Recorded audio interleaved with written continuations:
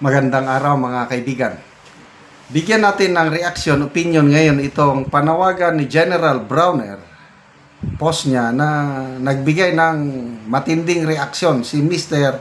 Elmer B. Hugalbot, isang maisog leader sa Cebu City. Ito ang panawagan ng Chief of Staff, pakinig. Nanawagan siya, nagmakaawa siya, humingi siya ng tulong sa taong bayan. Nananawagan ako sa ating mga kababayan na huwag pong idamay ang armed forces. Ano ba yung sabi niya? Huwag idamay. Please shield the armed forces from the political environment. Medyo hindi masyadong klaro. Huwag idamay. Ang pagkakaintindi ko sa politika, huwag niyong idamay sa politika ang inyong armed forces. Kasi non-political kami. Parang ganun ba? Please shield. So tayo daw ang taong bayan daw ang magdepensa. Let's protect. Nabaliktad na, di ba? Di ba sila ang protector of the people? Ito ngayon, binaliktad.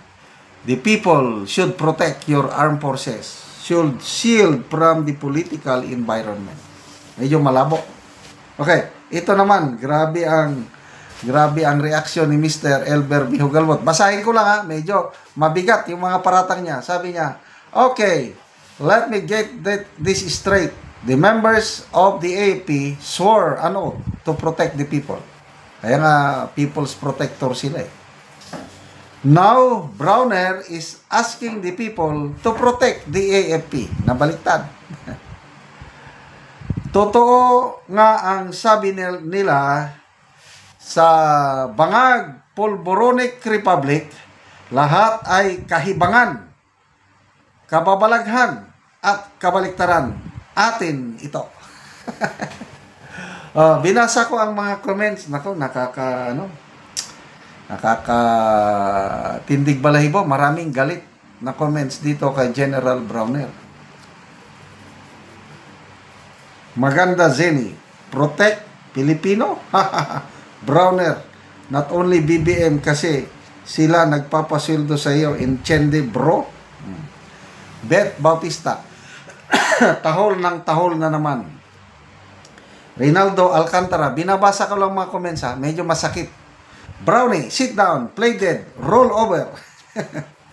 Maricho Romeo Navarro, actions speak louder than words. Kinausap ka na? Lucio Lejones, nagka-billions ka na, Kas? Ghost Projects pa more? Yan ang papabalitang Ghost Project. In fairness, walang kinalaman ang AFP sa Ghost Project. Sila ang biktima. Ang beneficiary, mga sundalo natin. Ang may kasalanan, DPWH. Ano yung meaning ng DPWH? Daming pera, walang hiya. O daming pera, walang hirap. Bitong DPWH. Kailangan na bang buwagin ng DPWH tapos nasunog ang kanilang building dahil daw sa laptop pumutok. Niloloko nilang taong bayan. Okay. Winston Concepcion, wala pong politika dito, garapalan na po ang nakawan. Sa pamahalang ito, kayo ang inaasahan na magprotekta sa bayan, hindi ramdam ng bayan ang proteksyon nyo. Huwag nyong hintayin ng taong bayan umaklas, baka di nyo magustuhan. Amanda Roberts, what's the price, sir? How much? Receive? You receive. Gatsba Palma, nagmura siya. PI, AFP, kayong nagaprotekta sa mga corrupt na opisyal kasi kayo nakinabang din sa korupsyon.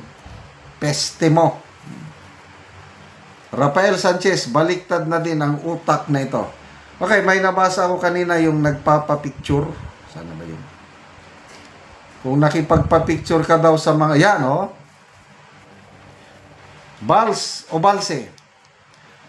AFP, the moment you make photo ops with politicians, listing them as reservists, allowing them courtesy visits, you already engage in politics. Ito po yung litrato, mga, I think, 17 generals nag-courtesy call sa office of the Speaker of the House.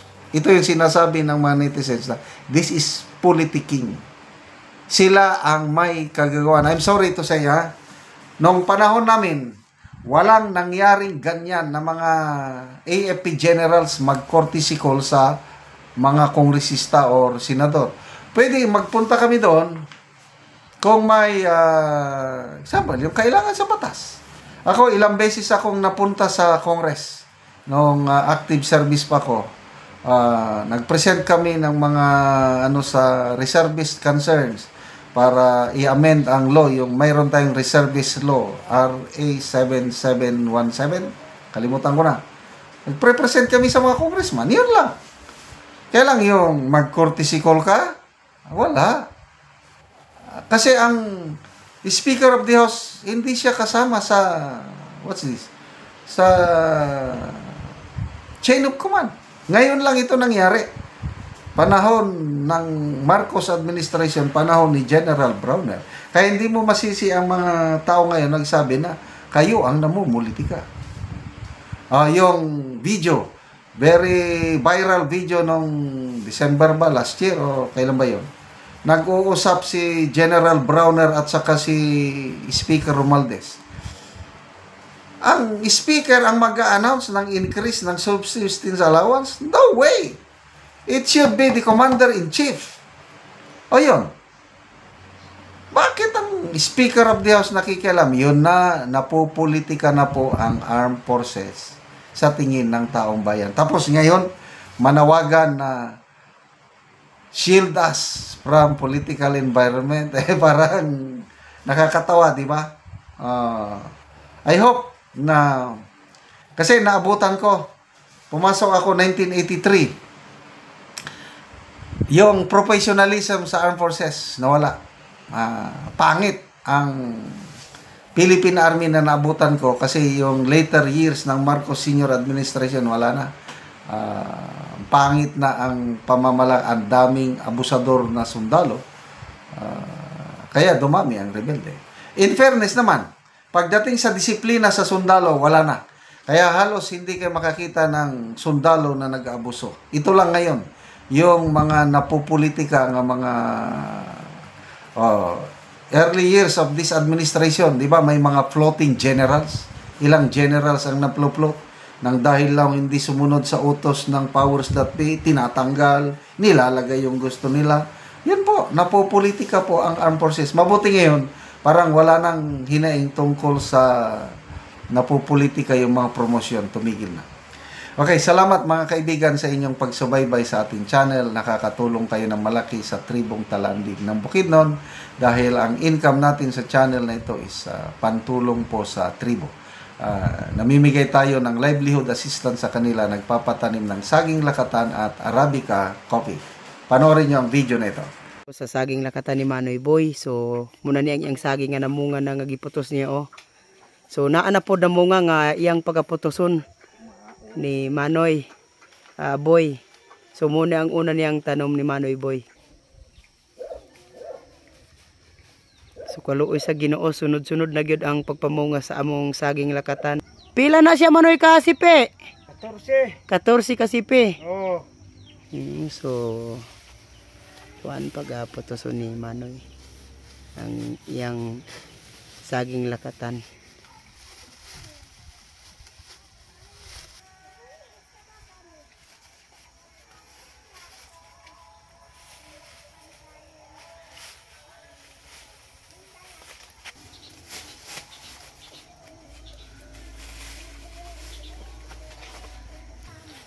Yang kumangkan ang kubinuangan na bata siya nung ka.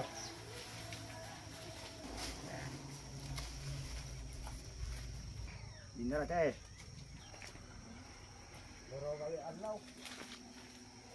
Gawa sa tanom ni Manoy Boy nga lakatan, naapagid siya tanom nga kape. Kay mas mahal ang kape kaysa lakatan. So muna ni ang itsura sa kape ni Manoy Boy nga tulo ka bulan. So maayo gid ang iyang tubo.